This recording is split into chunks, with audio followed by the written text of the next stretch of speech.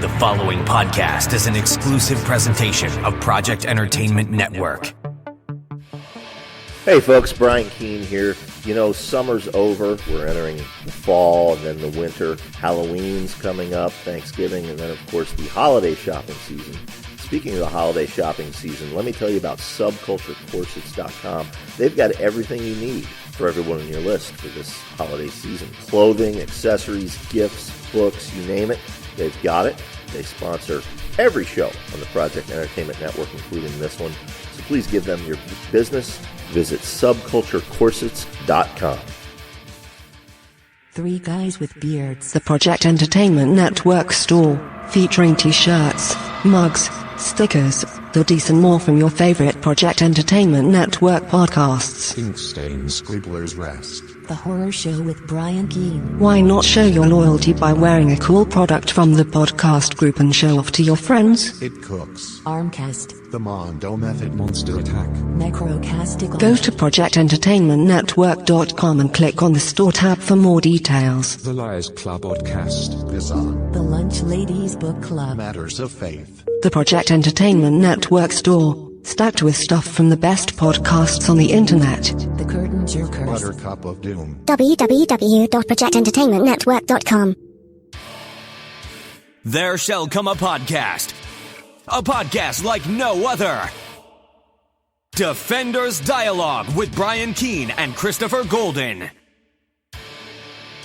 Marvel Comics' original superhero non-team convenes once again. The Incredible Hulk, the Savage Submariner, the Master of the Mystic Arts, Doctor Strange, and a dynamic supporting cast of Marvel superheroes battle against evil as the Defenders. Without further ado, true believers, here's your hosts, Brian Keene and Christopher Golden. Excelsior! And welcome back once again to Defenders Dialogue. I am your host, Brian Keene.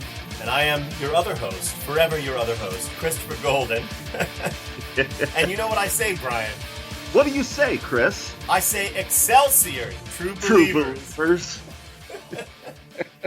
That never gets old, does it? Not for me. Not for me, it doesn't. I mean, I'm sure it gets old for people listening to this. You know, I was talking with Dave Thomas. For folks who don't know Dave, Dave is, of course, my engineer and my loyal co-host on my other podcast, The Horror Show with Brian Keene. I was talking with him yesterday, and I said, you know, eventually Chris and I are going to reach the end of the Defenders series. And we might want to take a break, but I know that the network will want to continue the show. I said, perhaps you and Jim Moore could take over and do a run of like Son of Satan or Doctor Strange or something. And he said that neither one of them would be able to hit the Excelsior True Believers the way you and I do. Because we care, Brian. That's right, we care. It matters to us. That's right, we care. Live performance, or interrupting our live performance. Mary, what are you doing, hon?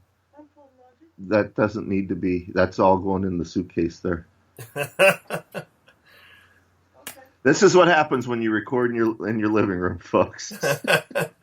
And the suitcase I'm mentioning, of course, we're recording this the day before Thanksgiving, so I guess we should let folks know it's a great segue. Thank you, Mary, for providing it. This is going to be a short episode. Today we will be covering Defenders 28 through 30. We'll be wrapping up the Guardians of the Galaxy saga and talking about a very peculiar and odd fill-in issue. Even for the Defenders, it's peculiar and odd. But not for Marvel. Let's wait till we get to it. But it's not peculiar and odd for Marvel, and that's what we'll talk about it. We'll argue that point. I will add, Brian, just really quickly as a coda to our conversation last week. I am 4 episodes into The Punisher. I haven't had as much time to watch it as I would like to have had, but it is thus far, I think, the best of the Marvel Netflix series. I agree. It's strange for me to say that because I never would have imagined it. No, I mean, look, we've talked about our politics on this show. Folks know that you and I pretty much agree on everything except for gun control, and I think there even you and I have more common ground than most people probably give us credit for. I wondered if how you would do watching this. It's one thing to see it depicted in the comics. It's something very different to see it depicted on the screen. And I wondered how you do it. And Yeah, well, I'm look, so glad to hear you're enjoying it. And anybody who thinks that, look, I've written a shitload of stories full of guns and people being killed with guns, and I love crime fiction. I love noir. So all of that stuff. So don't think for a moment that but I don't like when the Punisher is portrayed as a hero, which does happen from time to time. Right. In this storyline, you understand everything that he's going through and that he's doing and why he's doing it. And that's all I look for from this. And as far as, and I don't want to get into the whole gun thing, because then this will be much longer than you want it to be today. But my feelings actually about gun control are not what I think a lot of people perceive it as. He wants to ban all guns and take all guns away. And if I had the magical ability to snap my fingers and make that happen, I would. But in reality, all I want is strict rules about responsible gun ownership. That's it. Agree. And like I said, I think people would be surprised just how similar we are. Right. In that aspect. Yeah. But no, and again, we don't want to turn this into Punisher dialogue, but definitely not. I agree with you. I don't like it when the Punisher is portrayed as a hero because he's not. Right. And what I love about this, much like Walter White in Breaking Bad or Tony Soprano or Vic Mackey, while you empathize and understand why he's doing what he's doing, they make it very clear, that this isn't exactly the good guy here. Right. And similar for Microchip. I really like what they did with Micro. But I won't say anymore. I want to let you finish it. No, it's, the thing is, he's got a code, and that's the show you're watching. So, yep. All right, well, more importantly, I want to get through these 3 issues, not to blow them off, but I do want to get through these 3 issues and then talk a little bit before we cut off the episode about what's coming, but we'll get there. So we begin with issue 28 of the Defenders, right, with its great cover focusing on Starhawk of Guardians of the Galaxy fame. Who you are not a fan of. Well, I'm not a fan of. Written by Steve Gerber, art by Sal Buscema, inked by the team of Frank Shakoya and, which I don't think I said correctly, and John Tartag, which I also probably didn't say correctly. But the best thing about this issue, Brian, is the title. My Mother, the Badoon. And we open with a quick synopsis, and in case you missed last week's episode, previously on Defenders Dialogue, the Defenders have journeyed to the alien-occupied Earth of 3015 AD, along with the Guardians of the Galaxy. And what has happened is for some reason they decided to strap Doctor Strange into the computer of their spaceship, the Captain America, and that has resulted in our heroes being split up into groups and flung across the galaxy. Vance, Astro, and Valkyrie are in a cave on a planet where they're meeting Starhawk.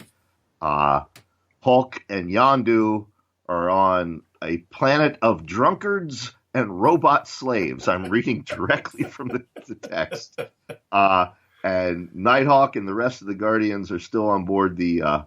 Nighthawk, Doctor Strange, and the rest of the Guardians are still on board the Captain America, and the Badoon Elite Guard have just boarded the ship.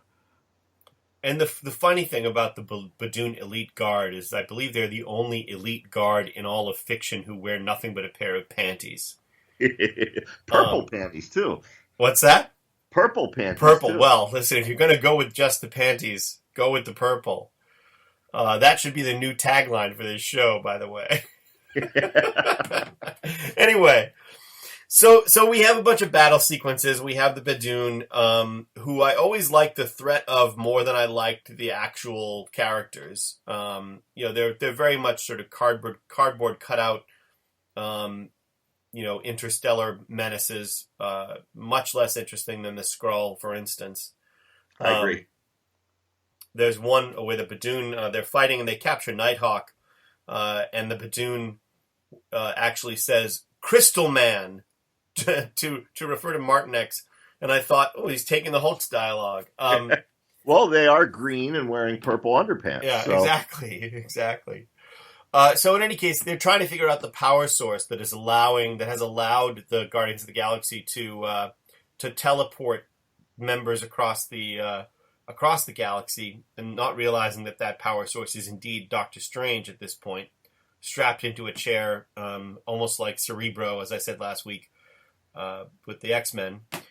But in any case, we catch up with Starhawk, who's got Vance Astro and Valkyrie on this planet of the Badoon women, and Starhawk is being all Starhawky.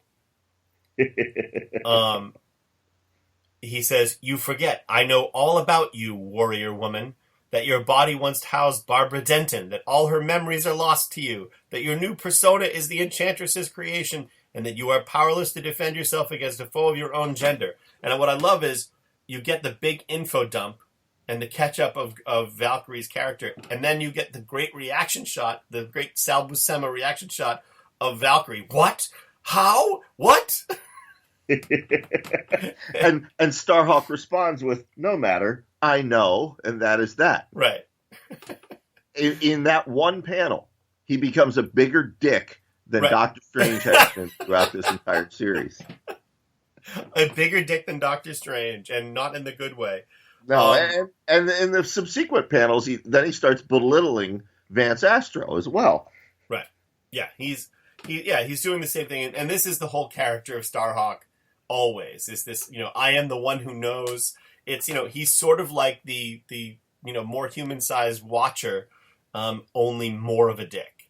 Right. In any case, he brings them to what turns out to be, from the swamp, he brings them to what turns out to be the beautiful city of Venecia, the city of the Sisterhood of the Badoon. We'll catch up on what that all means when we get to that scene. Right. Because meanwhile, back on board the Captain America, which is now in Earth orbit, the Guardians and the Badoon have come to the chamber where Doctor Strange is strapped into the computer, and the Badoon point out that Doctor Strange seems to be dead. What they don't know, and what Nighthawk doesn't know, reacting to this news that Doctor Strange is a corpse, is that it's only his body in the chair. He has astrally projected himself outside of the ship and across the cosmos. Yeah, for sure. And that's one of the things I love about Doctor Strange, is that these characters don't ever seem to learn his powers. So then we cut to this place, which is the place of the fat people that I referred to last week as the humans from Wall-E. The people that live only for entertainment. The Hulk is fitted with this armor for battle. He and Yondu are being prepared to go into this sort of gladiatorial contest. And of course, one of the wives of the king, in private, I just love this part, strokes the Hulk's chin and says, "I am curious, Green One. You are so unlike the men of our place. Your limbs are hard and strong, not flaccid and weak with the weight of too much drink.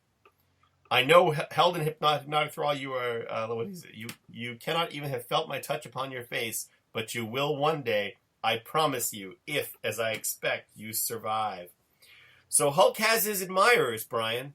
He does, and I want to point out something. This, Keith Giffen, J.M. DeMatteis did a run on the Defenders, I guess maybe a decade ago, maybe a little bit more than that now. And they did the Defenders with that very successful Justice League formula they had used, with the humor elements. And I know Keith got a lot of shit from readers for having a scene where Dormammu's sister is infatuated with the Hulk and indeed ends up hooking up with the Hulk. Now, it's all shown off panel, but there's no doubt what's happening in that issue of the Defenders. But I would just point out to people, Steve Gerber hinted as much back in the 70s in these two panels. Now, he got away with what they were allowed to show under the comics code. Right. But so if you're going to tar and feather Keith Giffen, um, Start with Gerber. yeah, exactly. As we pointed out, Hulk was punching Nazis in the pages of the Defenders back in the 70s. None of this is new. Right. It all started here. Everything old is new again. That's right. All right, so now we get to the Super Death Sweepstakes, which I love. I think that's something that I get in the mail once a year. Yeah. And interestingly enough, for those of us who are old, the host of the Super Death Sweepstakes is clearly meant to be Monty Hall, Yes. of Let's Make a Deal fame. He's called Monty. That's part of it. Anyway, people are waiting for the battle. The robots come in, the ones who Hulk killed a bunch of them in the last issue, the sort of sentient robots.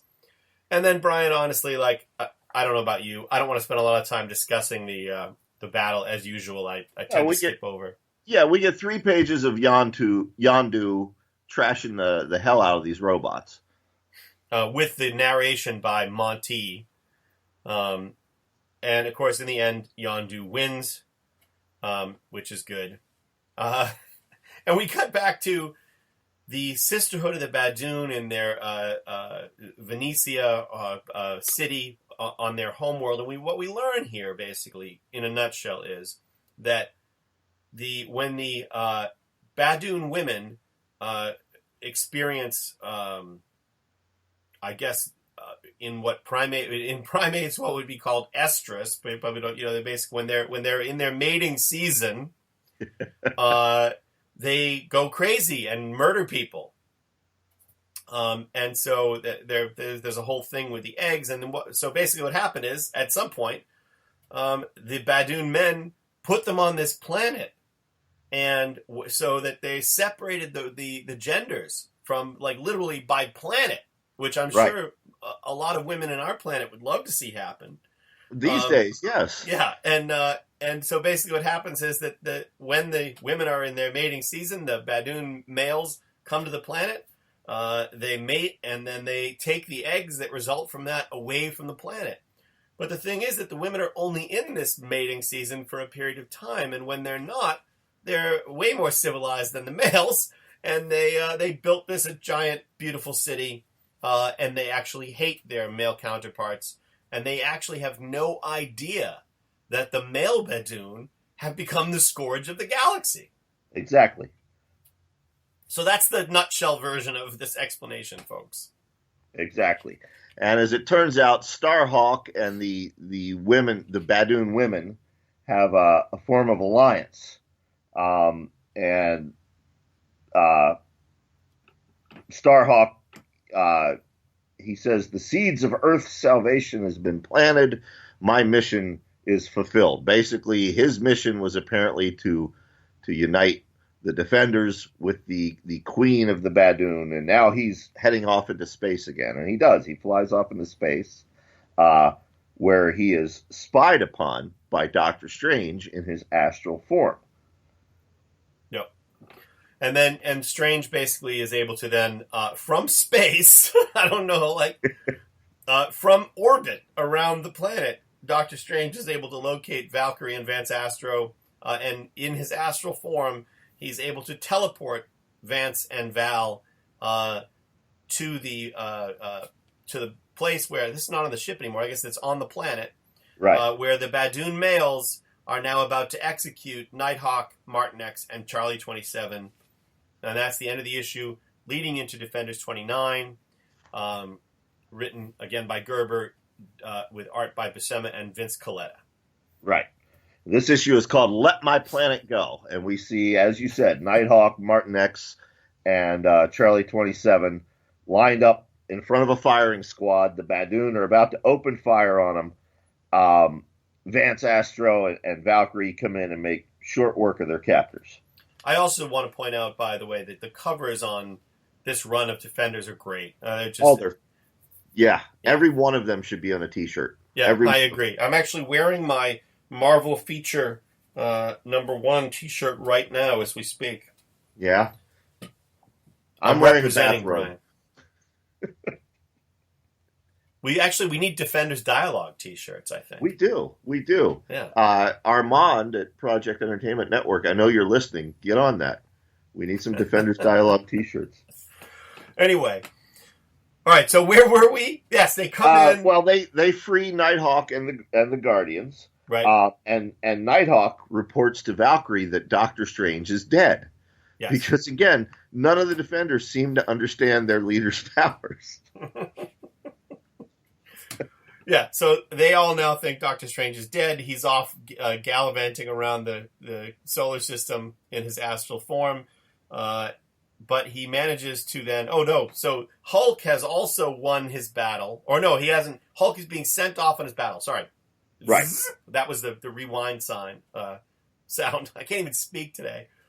Right. So, Yondu won his battle. Now it's Hulk's turn. In the Super Death Sweepstakes, Hulk is being sent off. But the king of this Super Death Sweepstakes planet, he is now aware that one of his wives has been flirting with Hulk, and so he sends her with Hulk off to this frozen wasteland. So she's going to freeze to death if Hulk doesn't do something. Right. And again, I would point out, once again, it all started here. You know, we have that now famous Planet Hulk storyline where he goes to a planet and he becomes a gladiator in an arena. And we saw that, the basis for that was used in the recent Thor Ragnarok movie. Right. But it was all here in the Defenders back in the 1970s, 1975. Here's Hulk as a gladiator in an arena on a strange planet, and now he's out of that hypnotic thrall they had him in. Now he's back to being Hulk. And, of course, Gerber, as we've said before, Gerber really knew how to write dialogue for the Hulk.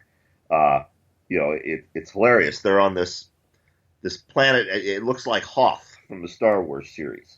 And suddenly they're attacked by robot ants, or as Hulk calls them, bugs. Giant robot ants. And that piece of dialogue that you're referring to is, Brian? Well, which one? There's so many. My favorite is, more bugs. A whole army of bugs to kill Hulk and Girl. Yeah, so there you go. Then we have a single-page interlude with Starhawk returning to this asteroid floating in space that has a sort of bubble on it with this idyllic, almost like American Midwest cabin for some reason, which is strange because I don't think Starhawk is from Earth. He's not. But that's his plan. He goes in there, and there are 3 children there. And when he goes in, and I'm just spoilers ahoy, when he goes in, he looks into the computer screen in the setup at his home, and he can see the face of his wife, his love, who will eventually learn the only reason he's looking at her on this computer screen is because he and she are sharing the same body. Right. As we mentioned on last week's show, Starhawk was, in fact, to the best of our knowledge, the first transgender superhero. Right. So it'd be really interesting, Brian, actually, to pitch. You could actually do a really interesting Starhawk story and a really interesting Starhawk even TV series and again, comic series, because to me, this is the cool part about the Starhawk story that they never really explored very much. It's like Ladyhawk, for those of you who've seen the classic Rutger Hauer, Michelle Pfeiffer fantasy film Ladyhawk, where they can only see each other at dusk and dawn as they're changing. Right. And they're sort of forever together but forever apart. That's Starhawk. Right. It is. There could be a really interesting I don't know how story. they do that in the movies, because in Guardians of the Galaxy Volume 2, of course, Sylvester Stallone is playing the role of Starhawk. So, who do you get to match him for the other gender? I don't know. That's a really good. It could be. Who was the old woman who played his mom in Stop or My Mom Will Shoot? Oh, I can't remember the actress's name, but that's a perfect choice. Anyway, Yeah, so no, that's not going to work. But look, that doesn't have to mean that that's Starhawk. I mean, we don't have to. He could just be called that. Anyway, so then we get to the point where they all charge in, and they're the Guardians and the Defenders charge in and attack the Badoon. Hulk grabs the girl and leaps away as far as he can get and smashes off the roof of the world, realizing he's inside a bubble that's sort of preventing him from escaping the trial that he's been set up with. So he just starts punching the ground as hard as he can over and over again to destroy the mountain that the ants are climbing up, and eventually, subsequently, kills them all. Right. And then he's back with Monty, and everybody's giving him a big round of applause. Yondu asks him, "Are you all right, my friend?" And Hulk says, "Hulk feels swell, but Hulk is going to make Fat Face feel very bad." He grabs Monty. Hulk and Starhawk are laying waste to the TV studio, and then poof, they vanish as well, and they appear alongside their fellow Defenders in time to fight the Badoon. And so that fight begins. We cut back to the Captain America, which once more looks suspiciously like the 1967 Starship Enterprise. And interestingly enough, Brian, again, this page is more interesting to me than all of the fighting. This stuff is more interesting to me. This is Jack Norris, who stowed away, as we talked about last episode, on board the Captain America. He's still trying to come to terms with what's happened to his wife and the fact that he's with these superheroes, not only in space, but now in the frickin' future. And he comes upon Doctor Strange, who is apparently dead. Jack doesn't believe that he's dead. The one person who doesn't believe Doctor Strange is dead. And he's trying to shake him awake. He's talking to him. He says, "It's taken me all this time to realize, and now I can't even tell him. I believe in you, Doc. I believe in the Defenders. It was so unreal to me, your costumes, your powers. But I understand now why you've kept the team a secret." And then Doctor Strange re-inhabits his body and awakens. And, he then says, "Is Barbara down there? I want you to take me with you. Let me help with this fight. I'm convinced about all of it, right? It's my planet too." So, and Doctor Strange is like, "I'm skeptical, but I'll give you a try." And again, as you said, Brian, the interesting thing about this is Jack Norris is just a guy. Yeah, he has no superpowers. He's just a guy who loves his wife, and suddenly his wife says she's somebody else, and she's hanging out with all these superheroes, and he's just a man. He's just a man. I have this image in my head when we're discussing this part about Jack Norris of Richard Gere in An Officer and a Gentleman, where he gets to that moment where he's being abused by his drill sergeant and he breaks down and he says, "I got nowhere else to go." Yep. It's beautiful, and these, especially during Gerber's run. As I said, Jack Norris sticks around after Gerber leaves the book, but he really is in many ways the heart of this group. For his time with them. Well, he's also a hint at, and I want to talk about this when we get to the end of issue 30, but he's sort of the key in some ways to understanding what Gerber was getting at. But we'll get to that in a minute. Exactly. But in any case, when they show up, Doctor Strange, Jack Norris has a weapon, and Doctor Strange and Jack Norris really are the key to freeing everybody, and they inspire a rebellion on this planet of the Badoon, so that the slaves rise up and completely overcome their masters. So without Jack Norris, that might never have happened. So then, of course, Starhawk shows up again, because like the Watcher, he just shows up to drop some 411 on these people and then take off. Yep. Freedom must be earned to be valued, Starhawk says. Doctor Strange says, Starhawk basically tells them, he says, "You and your Defenders have done all you can here. You must now return to your own era." And Doctor Strange is like, "We pledged to set Earth free. We're not, completely done with the task. Who are you to tell us to go home. And Starhawk says, I am one who knows. And his eyes, basically we see eternity inside of his eyes. In the way that Marvel artists have always illustrated eternity, right? Right. And Jack Norris looks into those eyes. And he tells Doctor Strange, he says, I haven't been right about much lately, but I recognize something in this guy, something of me and of Barbara. He's like all of us and none of us, and I think he's right. And Doctor Strange decides to agree, and with one final gesture, he defeats the rest of the Badoon. Yeah. Basically, he puts the Badoon to sleep in one panel. Yep. Yep. And then, then Vance Astro, as we are, is pissed and complains about the fact that Starhawk appears out of nowhere when the fight is already over. And then in the end, Doctor Strange, although the Defenders want to stay and help continue the fight with the Guardians of the Galaxy, Doctor Strange decides no, they have to go back to their Earth and their time, and he transports them thusly. Yep, and they show up back at Nighthawk's ranch, where their second headquarters when they're not hanging out at the Sanctum Sanctorum, and Nighthawk is pissed, that they've returned to their own time, after only accomplishing half a mission, and. I don't know. You want to take the final panel? Yeah, well, it's again just to wrap up all of these thoughts about Starhawk and about Jack Norris.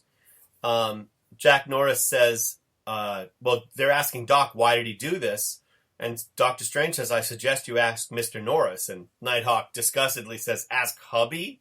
Because in his mind, that's like all he's good for. Right. And Jack says, I know you don't think much of me, Nighthawk. I know Barbara doesn't think of me at all. But Doc and I both saw something in Starhawk. For me, it was an ultimate fusion. Creativity and destructiveness, passion and logic, whatever, it's something Earth will finally want a millennium from now.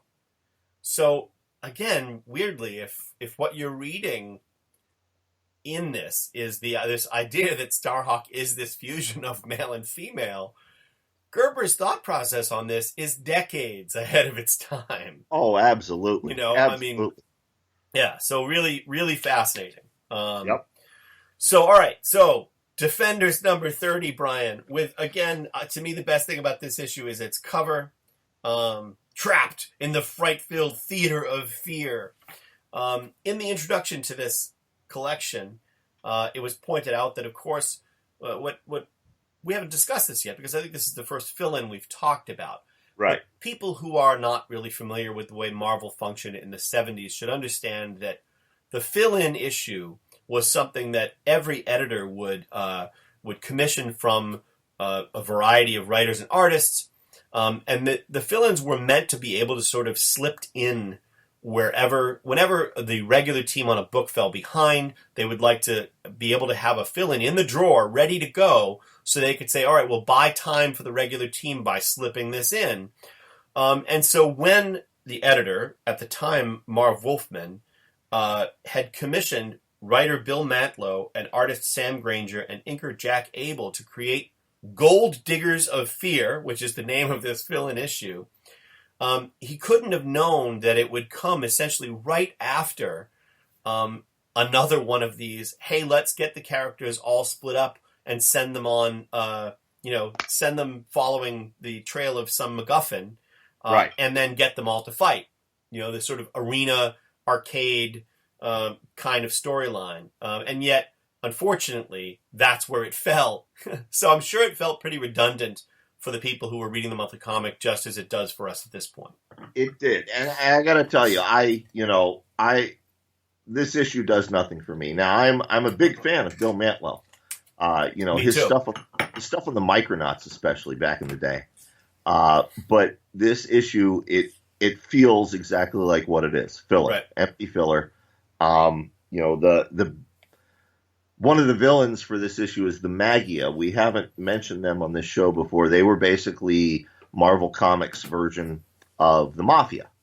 Has there ever been anything written about why they called them the Magia rather than just saying the Mafia? I'm sure there has been, but not that I've read. Were they afraid that the actual mafia would come after them? I suspect that they wanted to have it be a specific crime family, like the Black Mask Gang in DC Comics or what have you, just so they could, they could more, further incorporate them into the Marvel universe. Just the same way that, in Marvel's New York City in this era, the district attorney was that guy Tower. Right. So you had, they wanted them to be characters instead of reality. I think for a while, Hammerhead was the boss of the Magia. Yep. Unfortunately, then the Punisher came along and killed off all the Magia. Right. And then Marvel actually started using the actual mafia. Yeah. Right. Exactly. So I don't know. So we don't have. There's not much to be said for this, especially because if you love what Gerber's doing at this point, and you come upon this issue, you've got Hulk. Doctor Strange is summoning the various members of the Defenders. The Hulk's bounding around the desert.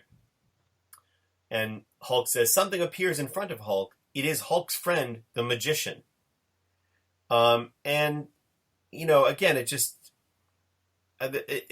off. You know what I mean? It is off. The dialogue's off. The interactions between the characters are off. Now, that's not so much Bill Mantelow's fault. We don't know when he wrote this filler. Right. Yep. They would commission these, and they could sit in a drawer 2 or 3 years before they got used. Right. Yep. The problem again also with these fill-in issues is you have the bad guy in this issue is essentially a magician, and I don't mean a Doctor Strange magician. I mean a prestidigitator, a stage magician with a few Green Goblin-like tricks up his sleeve. Right. And he manages to capture the Defenders. And he puts them in what is, in essence, Arcade's murder world from a variety of other Marvel comics, including X-Men, Spider-Man. It's basically the same damn thing, only with this guy as the head of it instead of Arcade. Right.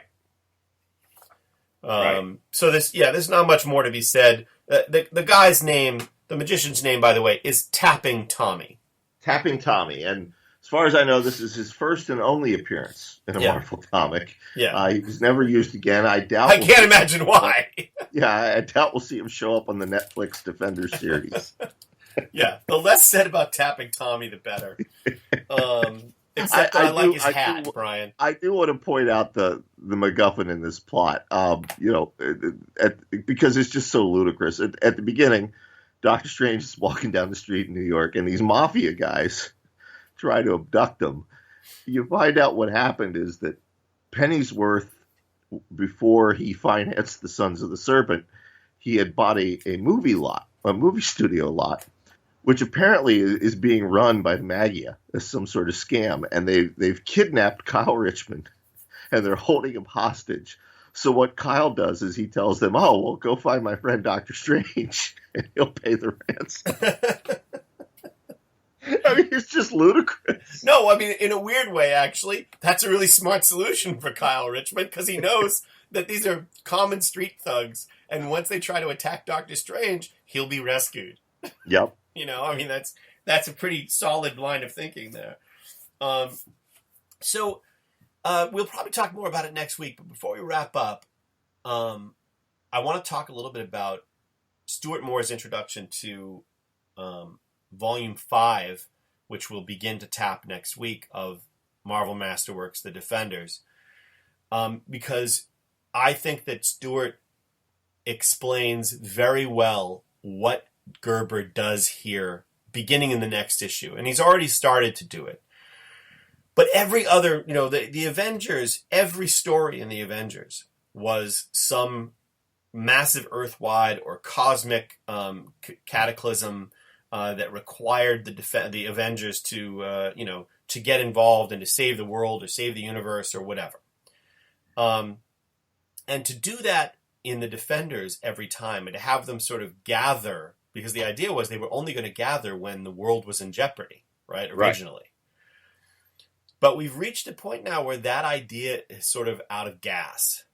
And what Gerber does, and I think it's amazing when you look back at it, and I was talking to Snagosky about this, and I think in a weird way, the reason that you and I like this book so much and that he didn't really like it at the time, and particularly we were talking about the headmen and how stupid they are, is that Gerber looked at the Defenders and he thought, well, why are these people together? If they're not together because they're there because they want to save the world every week and they feel this sort of dedication to the team, then why are they there? And what Stewart rightly points out is that Gerber was writing about these four people, especially Hulk, Doctor Strange, Valkyrie, and Nighthawk, who are together because they're lonely. Exactly. They're Richard Gere and Officer and Gentleman. They got nowhere else to go. And to go back to that same thing. And weirdly, that's the reason Jack Norris stays. Yep. He's in love with Barbara, but he puts up with all of the insanity because he's lonely and he's got nowhere else to go. And I think, actually, Brian, that's the thing I like the best about the Defenders during this season. So as people will see when we get into next week's episode, the stories begin to be about the individual experiences of these characters, their lives, instead of their adventures. Agreed. I can't agree more. Next week, we're going to talk about issue 32. Well, first of all, we should let folks know the Headmen return next week. Yes. But we're going to talk about issue 32, which is not only the very first issue of the Defenders I ever read, it's the first comic book I ever read. Yeah. And it quite literally put me on my career path. Had it not been for that issue, I would probably be working in a foundry somewhere or driving truck. And I want to touch next week on exactly what you said, the loneliness of these characters trying to fit in, trying to find people to be nice to them, someplace where they belong. That really spoke to 6-year-old me, right, in reading issue 32. And I'll expand on why next week. Right. Great. Well, and and obviously, by the way, folks, we start with 31. We're not skipping. Right. But so we'll do 31 probably to 35 next week, but we'll see how far we get for those of you reading along. Exactly. And you know what I say, Brian? What's that? Excelsior! Wait, we have to remember to do the plugs or the network will be upset with us. You're so excited to get that Excelsior in there. All right, folks. I want to remind everyone, if you enjoy this show, Chris, along with his co-hosts Jim Moore and Jonathan Mayberry, have a show called Three Guys with Beards. That's available right here on the Project Entertainment Network. And you also might enjoy my show, The Horror Show with Brian Keene. That's also available here on the Project Entertainment Network. You know who else has a show? Our engineer, Tommy Clark. Tommy's podcast, The Necrocasticon, is also available on the Project Entertainment Network as well. And we thank them for bringing you Defenders Dialogue, which is available on iTunes, iHeartRadio, Stitcher, Google Play Music, and all other platforms. And now, Chris, send us home. Excelsior! True believers. I can't even do it with a straight face anymore. All right, folks, we'll see you next week when the Headmen cometh. What kind of stars can you hear each week on the Curtain Jerkers Wrestling Podcast? Booker Max Burton proceeds over our panel of wrestling analysts. Ring announcer Walter Ball. South Florida Indy correspondent Steve Mesa. Northeast Indy correspondent The Viking Brian Burton. Classic feuds dissected. Indy rivalry and common sense. It's the stable that shoots while it works. Fridays at 6:05 on Superstation PEN on the Curtain Jerkers Wrestling Podcast. This has been an exclusive presentation of the Project Entertainment Network.